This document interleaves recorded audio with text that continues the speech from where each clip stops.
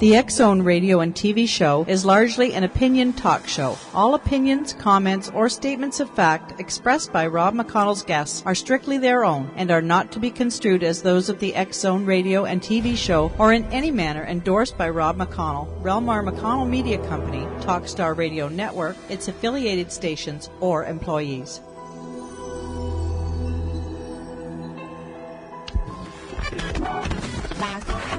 All Hit Radio.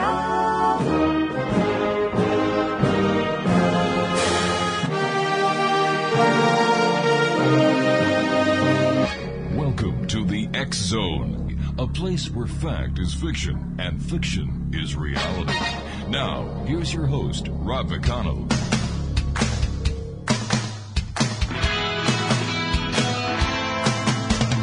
You doing that thing you do, breaking my heart into a million pieces, like you always do.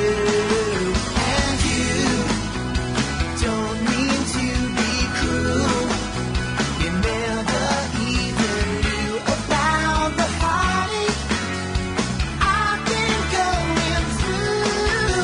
Well, I try to forget you, girl, but it's just so hard to do. Every time you do that thing you do.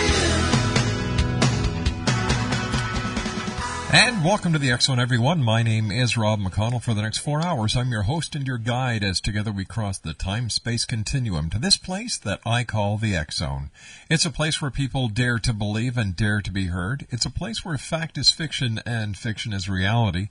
And the X-Zone comes to you Monday through Friday from 10 p.m. Eastern until 2 a.m. Eastern, right here on the Talkstar Radio Network, the X-Zone Broadcast Network, and our fine family of broadcast affiliates right across Canada, the United States, Central America, the Caribbean, South America, the Pacific Rim, Australia, Asia, India, Africa, and Europe. If you'd like to give us a call, toll-free worldwide, the magic number is 1-800-610-7035. That's 1-800-610-7035. Our email address, xzone@xzoneradiotv.com. On MSN Messenger, xzoneradiotv@hotmail.com. And our website, www.xzoneradiotv.com. My first guest tonight is Meredyth Hunt. And Meredyth arrived in Los Angeles 12 years ago to pursue an acting career. She has hosted a nationally syndicated talk show, as well as guest starring on television shows ranging from the soap opera Passions to Crossing Jordan. While on the path of being an actress, she started searching for her work that might bring in a bit more meaning into her life. Hand analysis was the answer. The scientific and linear style of hand analysis appealed to her analytical mind. After becoming certified through the International Institute of Hand Analysis, she has read hundreds of hands, giving people a profound understanding of their strengths and challenges and transformational tools to guide them on their path. Meredyth also teaches classes on how to decode this powerful information, as well as speaking to groups and leading seminars based on the tenets of hand analysis. Joining me this hour in the X-Zone from Los Angeles is Meredyth Hunt. And Meredyth, welcome to the X-Zone. Thank you for having me. It's great having you with us. How powerful is hand analysis? It is such a transformational tool because the information is coming from your own body and mind. It's not, something that I am pulling down from the ether and delivering as a psychic message. It's really your own map being read by an outside source. And that's what I love about it. It's coming from you. I'm just doing some interpretation. As we progress in our life, does our hand actually change its map? The palm is very changeable. And the palm is the topographical map of what goes on in your brain day to day. So basically, we think the same thoughts over and over and over. Have you ever noticed that? Yeah. Keep looping around the same kind of things. So those neural pathways get very deeply entrenched in our brain. And whatever neural pathway we think over and over and over gets deeply etched into the palm. So because our thinking and our brain can change, anything in the palm can change. Now, depending on the type of person you are, it may change daily, or it may change not very much over years, but it can move. All of those lines can morph and break and reconnect. Meredyth, you and I have to take a commercial break. Great having you with us here in the X Zone. X Zone Nation. Meredyth's website is www.mapofthehand.com. That's www.mapofthehand.com. And we'll be back on the other side of this 2-minute commercial break as the X Zone continues for this evening, Tuesday, April the 6th in the year 2010 on the Talkstar Radio Network and on the X Zone Broadcast Network.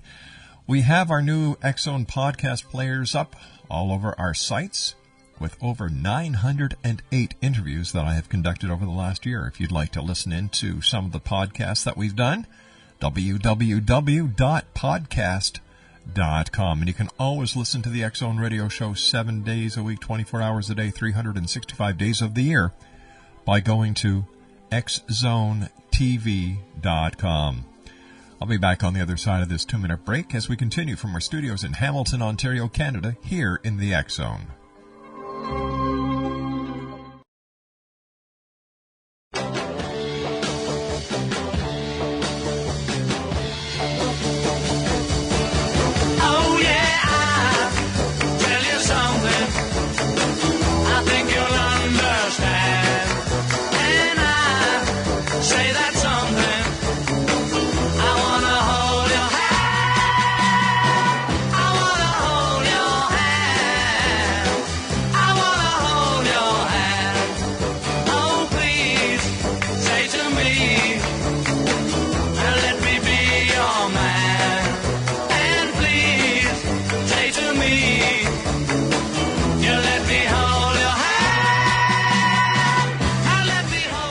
Welcome back, everyone. Meredyth Hunt is our special guest. We're talking about hand analysis. Her website is www.mapofthehand.com.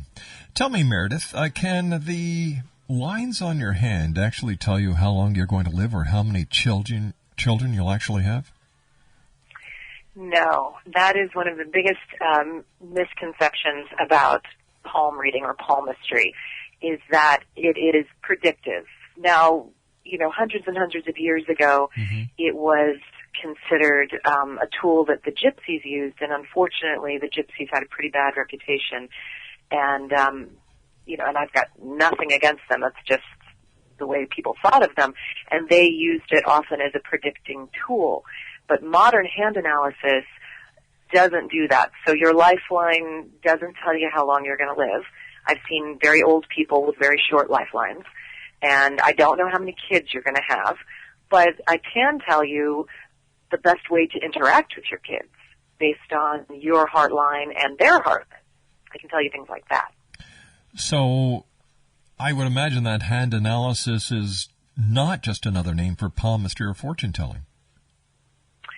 No, because I'm looking at more than just the palm. I also look at the fingerprints, and that's something that didn't start happening until about 40 years ago, when a man named Richard Unger devoted his life to reading hands, literally read every book in English he could get a hold of about palmistry, and then started doing research. He's read over 50,000 pairs of hands. Wow.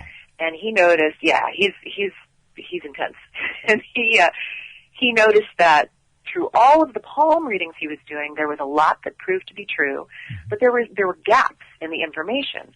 And so he looked and said, okay, well, what else is on the hand? And he saw the fingerprints. And he said, okay, well, who's researching fingerprints? Well, the FBI has tons of research on hands and fingerprints, and also the medical community. And a lot of people don't know this, but they've done studies on specific types of fingerprints relating to specific types of illnesses. And so he was in the Houston Library researching fingerprints and had this epiphany and decoded what specific fingerprints mean to a person on kind of like a soul level, basically, because fingerprints don't ever change, and they form in utero, and they're pretty much done by about 16 weeks in the womb. So he looked at, okay, this information put together with palmistry information gives a complete map of who this person is. He filled in the gaps. What's the history of hand analysis? It has been around as long as people have. There's a cave, I think it's in Argentina, where the whole cave is just painted with hands. Mm-hmm. So ancient peoples were interested in hands. And in Aristotle's time, it was considered a science, right along with astronomy and astrology.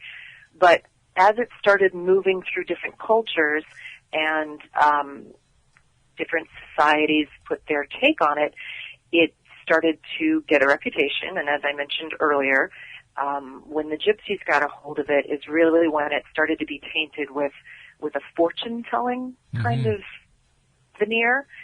And then it one of the kings, I think King Edward the something, he made it illegal. He said, look, if you read palms, we're putting you in jail.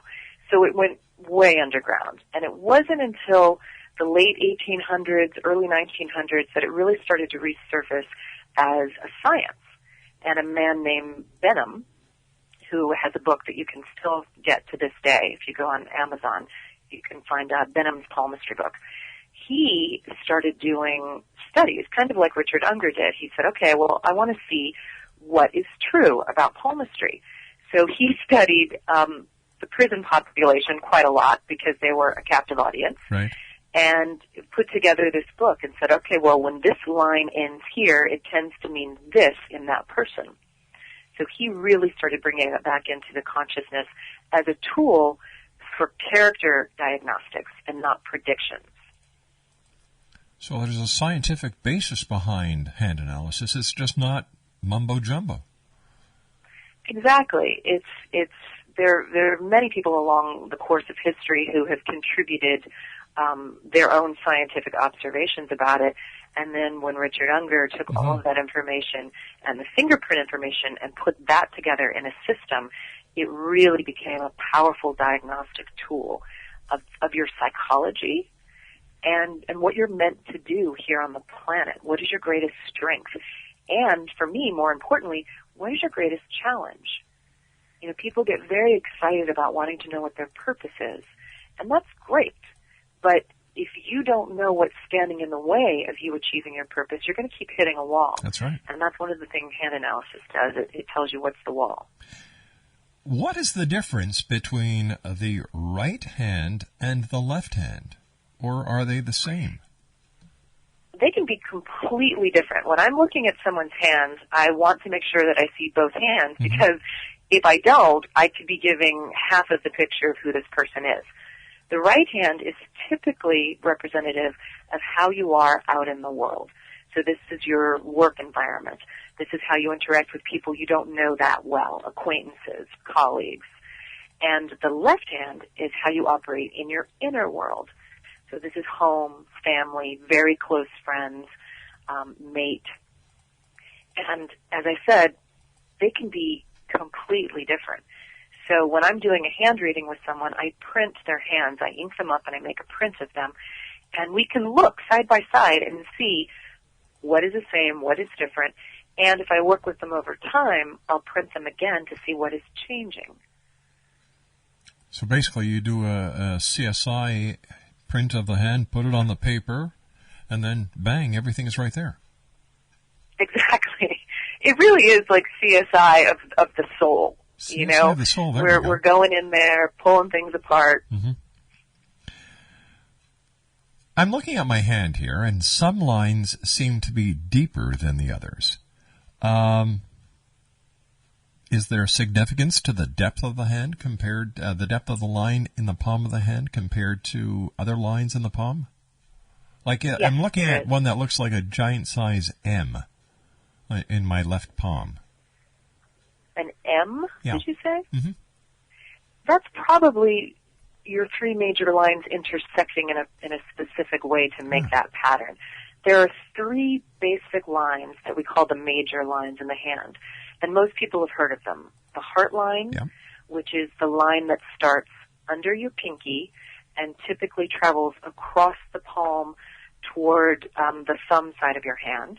Mm-hmm. The headline starts under your pointer finger and travels into the palm, and the lifeline, which is the sort of curvy line that wraps around the base of the thumb. So these are the lines, going back to the neural pathways in your brain that I talked about earlier, that correspond with the thinking we think over and over in our lives. So the heart line says, how do I express my need in relationship, and what is my need in relationship? And there are 4 different types of heart lines that you could have. And so each type has a different need and a different expression style. The headline takes outside information, brings it in, processes it mentally, and comes to a conclusion. So it's about how do you process mental information. And the length of the line does not indicate how smart you are.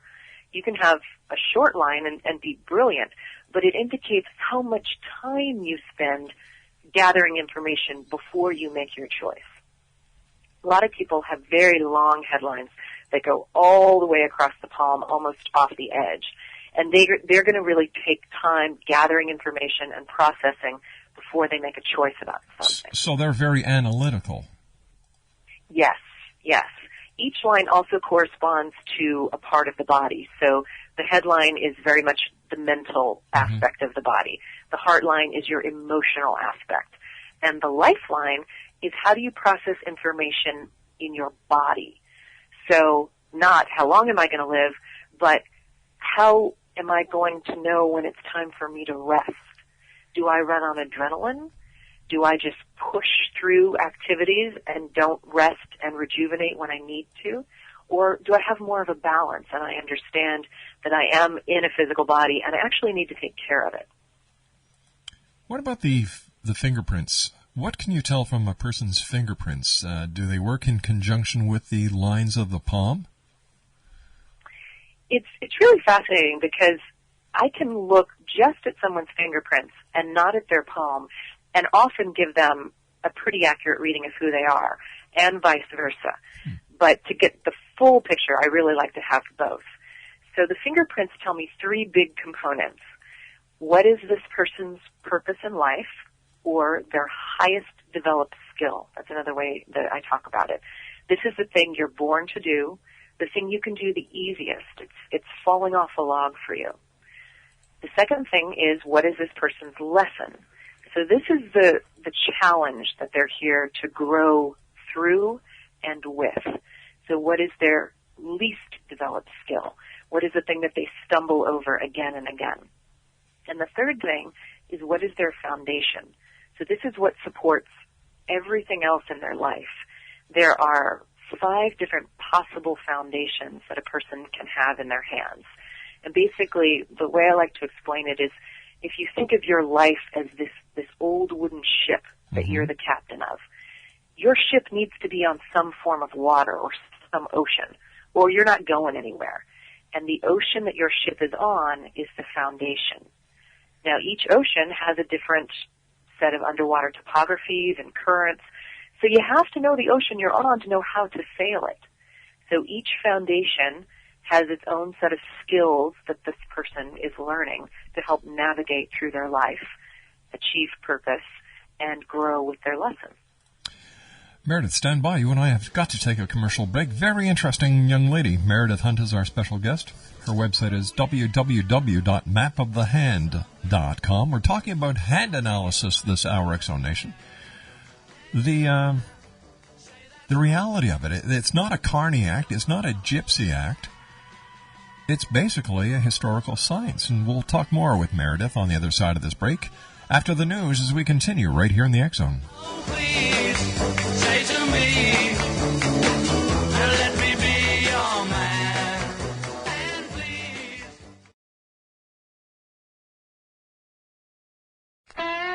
Hi, this is Ken Elliott. When I'm floating around the universe, I always try to tune in to Rob McConnell. Hi ho there, Timothy Frog on Sesame Street. When I want to find out what's going on with UFOs or ghosts, I listen to the X-Zone with Rob McConnell. This is Les Corrigan from Target Internet Development. You're listening to Rob McConnell on the X-Zone Radio Show. This is John Hogue, prophecy scholar, and you're listening to Rob McConnell in the X-Zone. Welcome to to the X Zone, a place where fact is fiction and fiction is reality. Now, here's your host, Rob McConnell.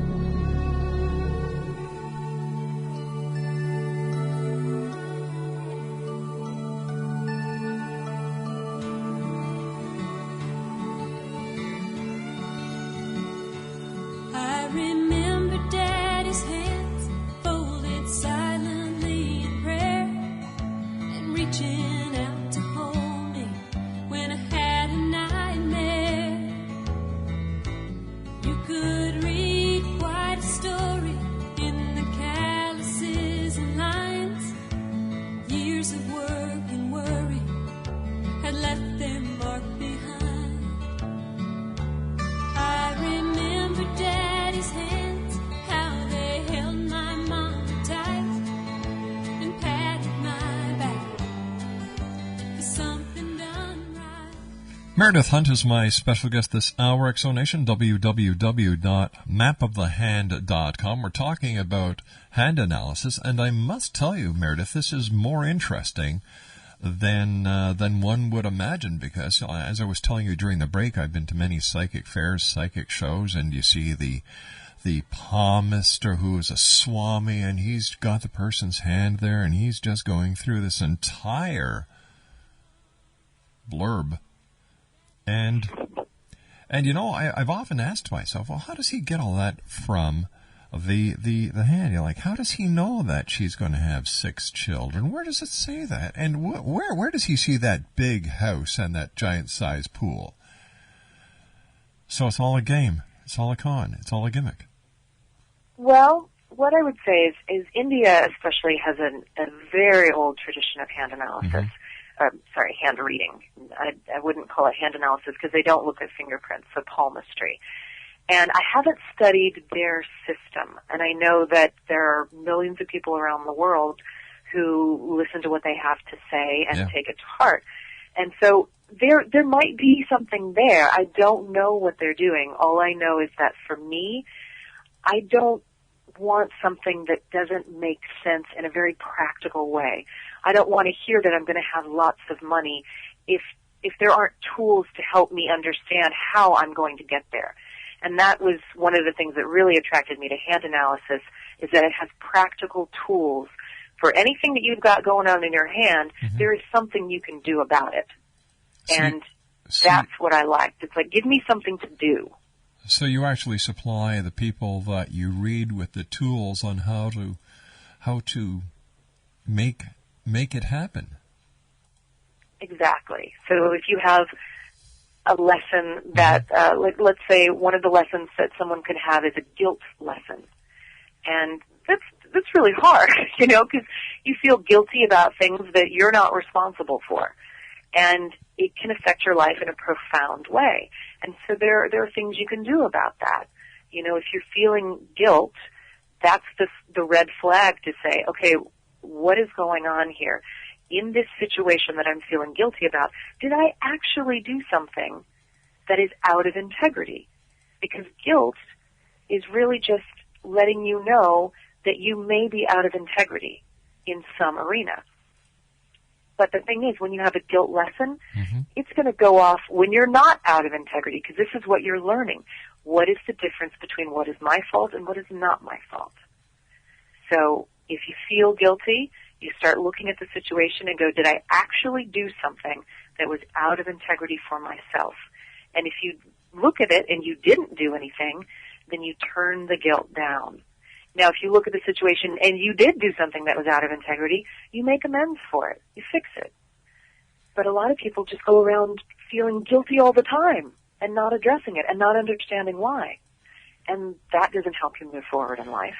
Well, in today's society, the way that I see it, people are looking for the quick fix, and people really don't like to face their dragons.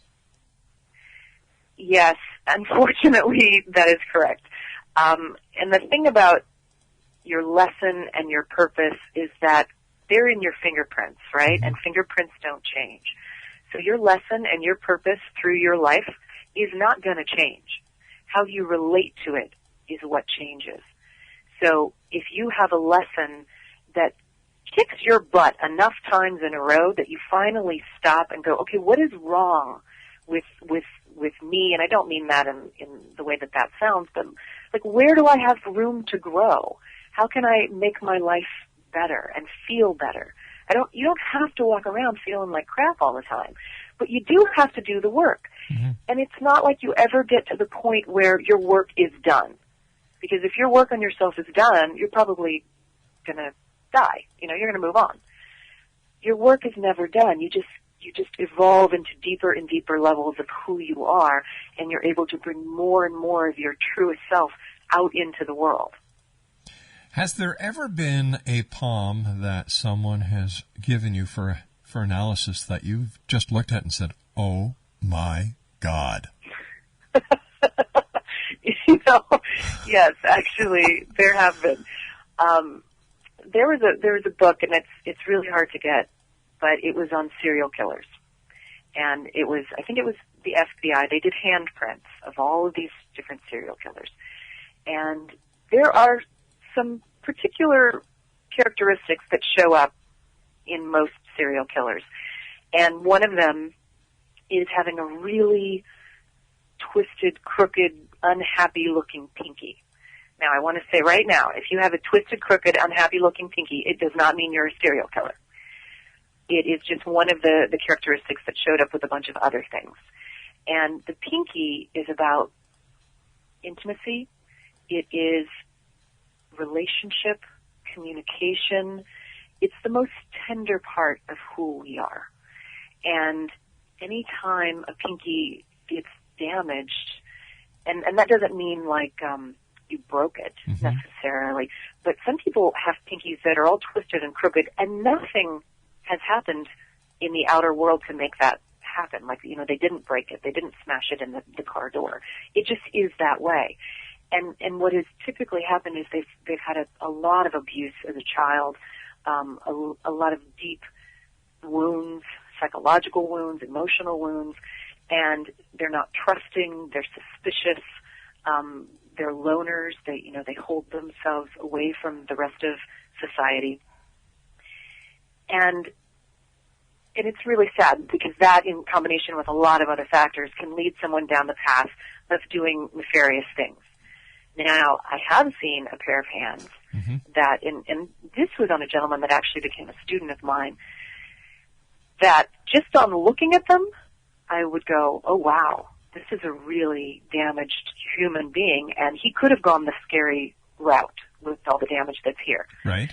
But he didn't, because he did the work on himself, and he transformed the wounds, and he's still doing it. Like I said, it doesn't ever end.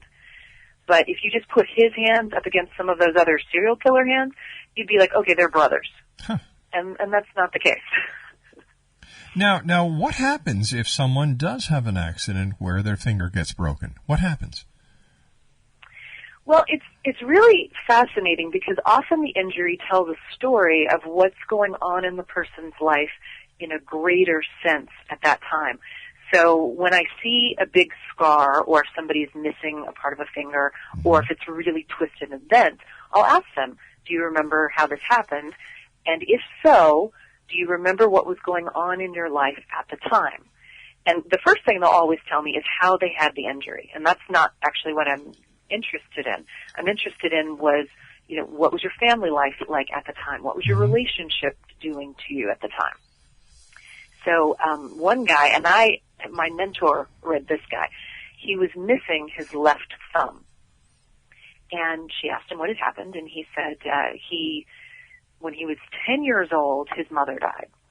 And his father remarried fairly quickly to a woman, kind of the, evil stepmother scenario. She did not get along with this child, right, and made his life hell. And at one day there had been a big fight in the house, and he goes out into the garage, and he's working with a saw, a table saw. And he's angry, and in his mind he's saying, I'm never going to get married, I'm never going to have a family. And he cuts his left thumb off. And the left thumb is the family finger. And that's a pretty profound manifestation of what's going on in your brain. It certainly is. Now, you said that the palm changes, because of the neural pathways that we create. And can a person actually think something today and see the change in their palm tomorrow?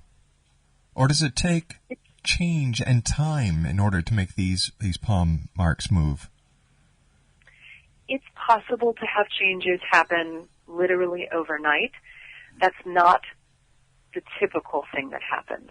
Typically, it takes more time. It takes us confronting our demons, working with our lessons over and over for a new neural pathway to be grown and then to reflect in the hand.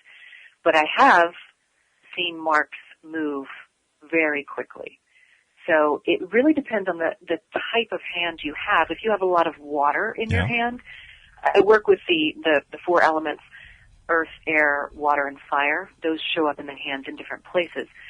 So if you have a lot of water in your hand, which is very fluid, you might have marks move much more quickly than if you have a lot of earth in your hand, which is solid and much more fixed. But if you make a big enough change, it is usually reflected some way in the palm. And that's why when I work with people over time, I like to take a handprint maybe once every year and then put them up and see what's shifting and moving.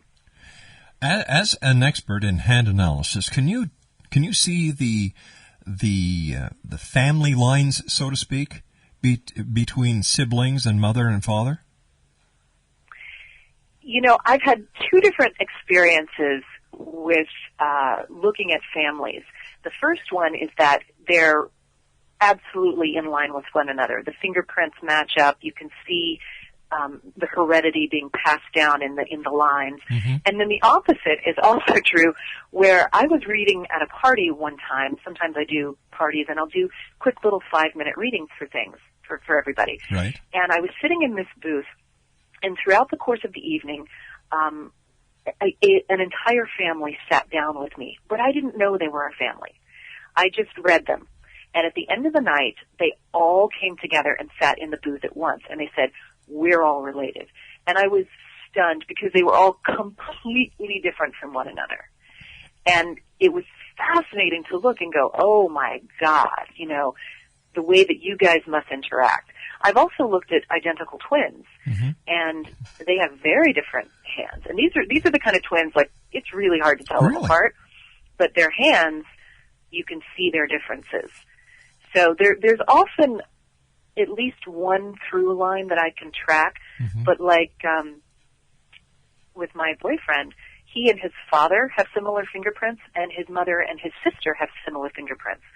And they don't cross over. Like, there's not his mother's stuff in his hands. He's very much got his father's hands. It's just fascinating to look at. How did you discover hand analysis? You went to L.A., you've been in a couple of soap operas, on television. You're an actress.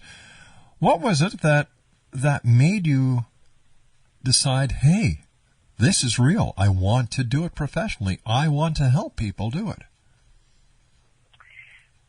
I had always been interested in knowing about myself, and in New Age has got such a connotation to it now, but in modalities that are not the typical modality. And I was in LA and I was doing well, but so much of the work you get here is not fulfilling on a soul level. It's, stand here, say that line, thank you very much. And that takes 10 hours to do that one line. So in my early 30s, I started to just get a little disillusioned with the business. And one of my friends said, hey, there's this hand analysis lady, you got to see her, it's amazing. So I said, okay, I'm going to have a reading. And I did. And I thought it was accurate and interesting, but I didn't go any further with it. However, all of my friends did. So for the next year, they took this class that is teaching you how to read hands. And I kept hearing about it and going, okay, well, what is so great about this? So I checked into it again about a year later, and I went to see my mentor just give a little speech on it. And for whatever reason, the second time I checked into it, it just really hit me in a much deeper way.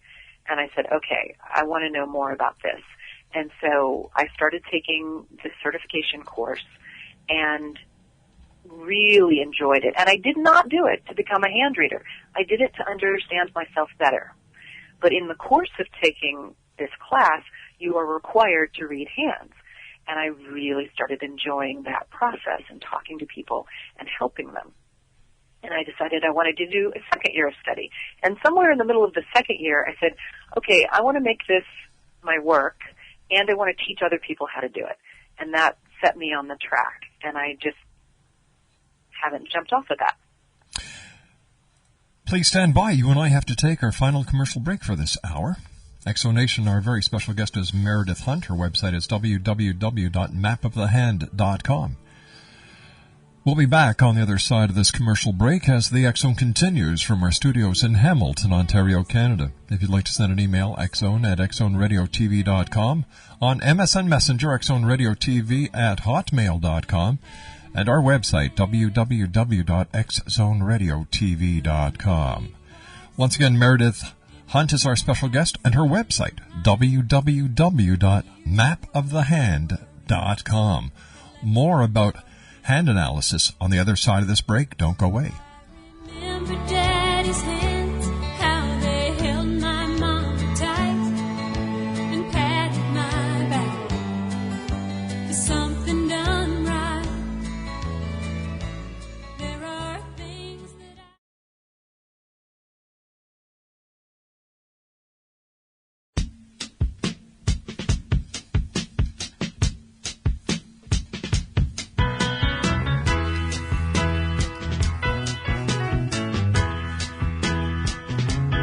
put your hand in the hand of the man who steals the water. Put your hand in the hand of the man who calmed the sea. Take a look at yourself and you can look at others differently by putting your hand in the hand of the man from Galilee. Every time I look into the holy book, I want to Meredyth Hunt is my special guest. Her website is www.mapofthehand.com. First of all, I want to thank you so much for joining us. It's been a delightful hour with you here in the X Zone. One of the producers want to know, what happens if somebody's got very dry skin? How do you get a proper reading with hands that Typically, seem to have no lines? Yeah, they've got really dry hands. They typically have a lot of fire in them. Mm-hmm. And if it looks like Zorro took a sword and just slashed all of these lines into your hand, you're very fiery. And that is a creative, vivacious, passionate, forward-moving, initiating type of person. Of course, there are always challenges to that, too, as far as burning out because you have too much going on, keeping focused, Yeah. bringing things to completion. But often things like really dry, crackly hands have to do more with the type of person you are than that you have dry skin. What would you like to tell listeners who may be sitting at home saying, I don't know, if they're not sure about hand analysis? I would say that I was sitting exactly where they are, and I just opened myself up enough to try it. You know, if we're not ever going to move and grow if we don't try new things, if we don't open up our perspective and allow in another possibility. And it's amazing the wonderful things that come into your life when you do that. Whether you do hand analysis or something else entirely, just try something new. Open up the door to possibilities.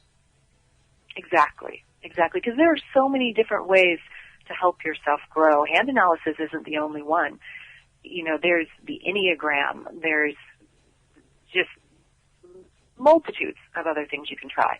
But just try something. Make sure you trust the person. Make sure that you like who they are. Make sure that there are testimonials that you believe. I don't want you to go to some charlatan. But open yourself up. Grow a little bit. You're going to like it. Here's a question for you. The lines on the feet, do they tell you anything? They do. Now, there are feet readers. I am not one of them, but I have heard that you can learn a whole lot from the feet. Actually, I believe the whole body is a map, and it just depends on what part of the map are you drawn to, and what do you read. There are people that read eyes. They read the whites of the eyes. They read the iris. Yeah. People read foreheads. I mean, it's endless. This just spoke to me because it's such a direct correlation to the brain, and it made sense. It was something that was based in some science and some practicality, and that's what I like. Meredyth, I want to thank you so much for joining us tonight here in the X Zone. Continued success, and I'll keep my eyes open for you on the soaps. Thank you so much. It was great fun. All right, take care of yourself, and once again, thank you very much for joining us. X Zone Nation, our guest this hour has been Meredyth Hunt. Her website is www.mapofthehand.com. That's www.mapofthehand.com. I'll be back on the other side of this commercial break with the news as the X Zone continues. We're right here live from our studios in Hamilton, Ontario, Canada, on the Talkstar Radio Network. Once again, if you'd like to send an email, xzone@xzoneradiotv.com, and our website, www.xzoneradiotv.com. I'll be back after the news. Don't go away.